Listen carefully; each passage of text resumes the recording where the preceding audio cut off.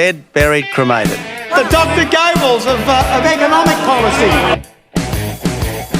Government say they want a real 20%. I call it a fraud 20%. Are you serious, Joe Hockey? The government's used the term Team Australia. Malcolm is going to be Mr. Broadband. The last thing we would want to see is a Russian. Everyone should take a very long, cold shower. Are you really the caricature, the cigar-chomping, foghorn leghorn of Australian politics? Kim Jong-il. Putin classed up. I don't think in general the government should be telling people what to wear. They might ban things that I like bikinis. That's a computer-generated representation of Sunnyville, isn't it? I'm worried about the emergence of Team Idiot. That's Big Bicky. Turned into a political football, and now I think they've got egg on their face. Well, I had bacon and eggs for breakfast. Unfortunately, now it would appear that we have two Prime Ministers in Australia. Prime Minister Abbott and Prime Minister Palmer. He's been named a national living treasure. The storings get boring and boring every day. I'm happy to go to jail for that. I'm happy to be like Gandhi and fight for the freedom of Tasmania. Must have heaps of cash and they've got to have a package between their legs. Exeter is a Konski, not a Gonski. I am a Martian astronaut.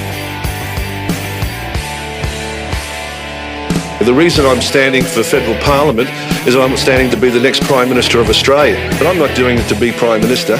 Submarines are the spaceships of the ocean. Once upon a time, I thought the Nile was a river in Egypt. It's actually the attitude of the Abbott government. I think Tony Abbott finds it too hot in Queensland, and I'm not talking about the weather. I want to send a strong message this Queensland election. If you want to keep Tony Abbott and his Liberal National Party mates in the shins, or a little bit higher. If you're a pensioner, this budget proves that the Liberal Party hates your guts. And if you're a sick pensioner, this budget proves the Liberal Party hates your guts even more. This is a bloke, this Prime Minister, he just doesn't listen and he just doesn't learn.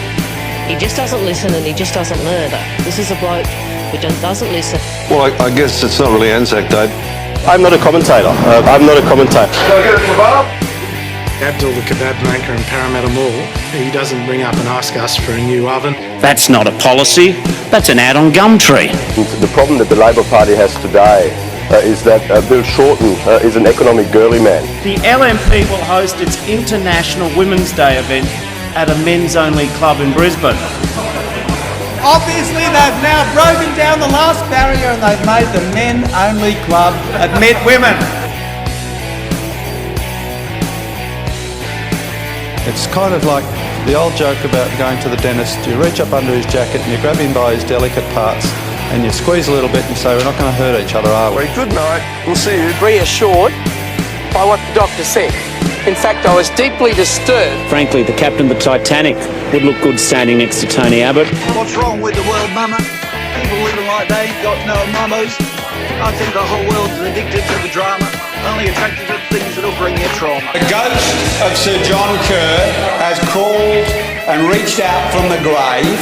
These people opposite are the cheese-eating surrender monkeys of Australia. Torpedo Tony has torpedoed the Australian shipbuilding industry. These people would be the only people in the history of Australia who said that since the car can't drive very far, we'll move the garage to the car. The ABC once used to mean the Australian Broadcasting Commission.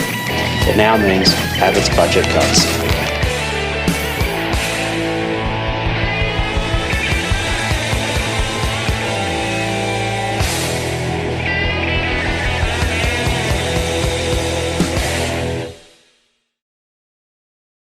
These people are dealing with dickheads. Authorised by Calamine, Australian Labor Party, New South Wales branch.